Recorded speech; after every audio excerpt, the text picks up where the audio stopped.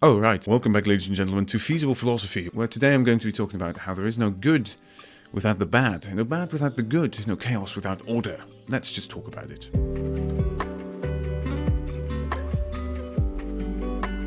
Now, I walk a lot. I like to do it as a form of cardio, and it's not really important why I do it. I walk, okay? I walk. In summertime, I prefer doing it at the end of the day, and not because of the humidity or because the sun is burning my skin. Well, that's part of it. But for the most part, it's the view. It's 9 o'clock, you go outside, the sun is setting, and there's a beautiful painting of blues and reds and oranges and pinks even. It's mesmerizing, it's insane, it's beautiful. In summer, I don't really like walking during the day, and the reason for that is it's ugly. What? What are you talking about? It's beautiful, it's summer, I know, it is, but there's something about it I don't like, and recently I found out what it was. It was contrast. Okay, so I walk through meadows. The meadows are bright green, and the sun is bright yellow, and the clouds are nowhere to be seen, or they're very white.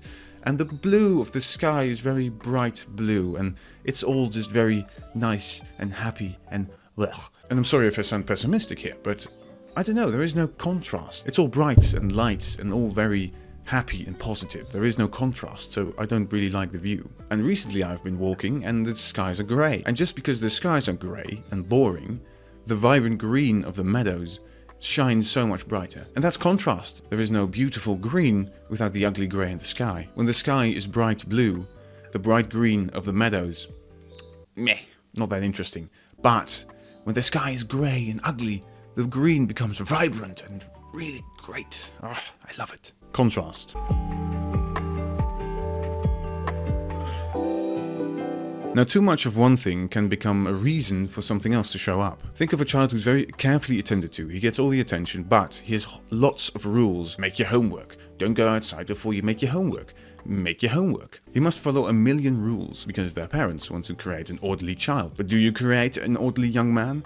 No. In the end, maybe. When it's a child needs chaos. A child needs freedom. A child needs to run around and play in the mud. He needs a bit of chaos. So what you often see with these children is they rebel.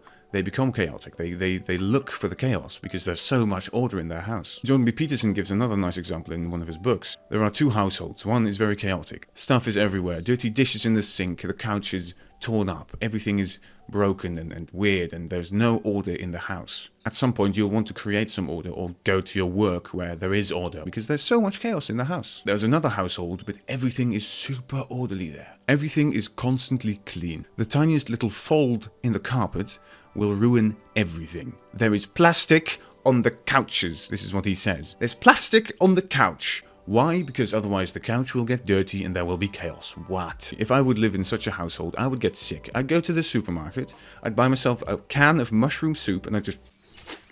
Because there has to be balance. There has to be order and there has to be chaos.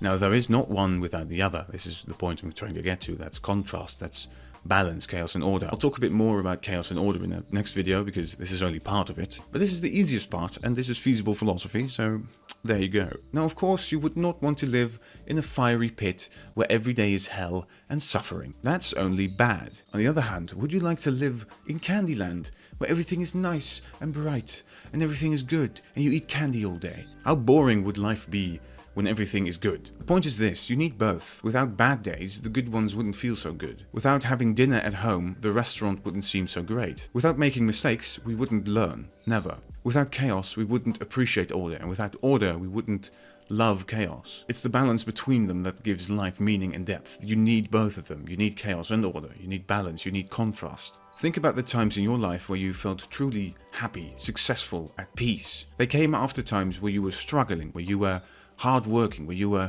chaotic. The bad moments aren't just something to get through. They make you learn stuff and they make the good things possible. Life isn't meant to be perfect. It's meant to be real, and real life is full of contrast. Nice. That is all there is to it for this week. I'll make another video on chaos and order and balance another time because this was only the kind of the easy part of it. Again, the feasible philosophy, of course. I hope you learned from this, and if not, I hope I at least entertained you. Thank you very much for watching, and I will see you next week.